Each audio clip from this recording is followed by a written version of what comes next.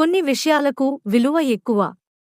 అవి బురదలో ఉన్నా కూడా తీసేందుకు వెనుకాడకూడదని చాణక్య నీతి చెబుతుంది. చాణక్య నీతి. ఆచార్య చాణక్యుడు తన చాణక్య నీతిలో ఎన్నో గొప్ప విషయాలను చెప్పాడు. జీవితానికి సంబంధించిన ఈ విషయాలు ఖచ్చితంగా ప్రతి ఒక్కరూ ఫాలో కావాలి. వాటిని పాటిస్తే మీరు జీవితంలో మంచి స్థాయిలో ఉంటారు. చాణక్యుడు చెప్పిన ఆ సూత్రాలు నేటికీ పాటించేవారు ఉన్నారు. ఆచార్య చాణక్యుడు మానవ జీవితానికి చాలా వాస్తవిక, సరళమైన విధానాలను అందించాడు.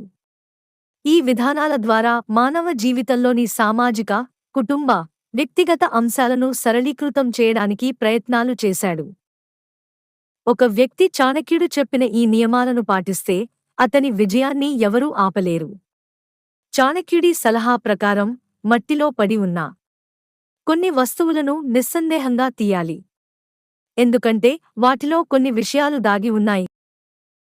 జీవితంలో చెడులో కూడా ఏదైనా మంచి ఉంటే దానిని తిరస్కరించకూడదు, దానిని హృదయపూర్వకంగా స్వీకరించాలి.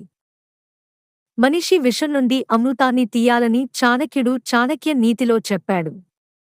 అంటే చెడులో కూడా మంచిని కనుగొని దానిని అంగీకరించడానికి ప్రయత్నించండి. మీరు కూడా ఈ తరహా వైఖరిని అలవర్చుకుంటే జీవితంలో ఉన్నత స్థాయికి చేరుకోకుండా ఎవరూ ఆపలేరు. చాణక్యుడి సలహా జీవితానికి ఎంతో ఉపయోగపడుతుంది. ఆచార్య చాణక్యుడు తన శ్లోకాల ద్వారా మంచి కుటుంబంలోని వ్యక్తితో వివాహం చేసుకోవాలని చెప్పారు. అదేవిధంగా సద్గుణ స్త్రీని ఎల్లప్పుడూ గౌరవించాలి. చెడ్డ కుటుంబంలో నమ్మకమైన స్త్రీ ఉన్నప్పటికీ ఆమెను ఎటువంటి సంకోచం లేకుండా కోడలిగా చేసుకోవాలి. ఎందుకంటే వారు మీ ఇంటిని స్వర్గంగా మారుస్తారు. ఈ లోకంలో ఎవరూ అమాయకులు కాదు కాబట్టి మనం చెడు కోసం చూడకూడదు, మంచిని వెతకాలి. ఆచార్య చాణక్యుడు ప్రకారం విలువైన వస్తువులు బురదలో పడి ఉన్నప్పటికీ వాటిని వెంటనే తీయాలి. వాటిని తీయడంలో వెనుకాడకూడదు. ఉదాహరణకు బంగారం, వజ్రాలు లేదా వెండి నేలపై పడి ఉంటే మీరు వెంటనే దానిని తీయాలని చాణక్య నీతి చెబుతుంది. అలా చేయకపోవడం వాటిని అవమానించడమే. అంతేకాకుండా విలువైన వస్తువులు భూమిలో పడి ఉన్నా వాటి విలువ తగ్గదని చాణక్య నీతిలో కూడా పేర్కొనబడింది.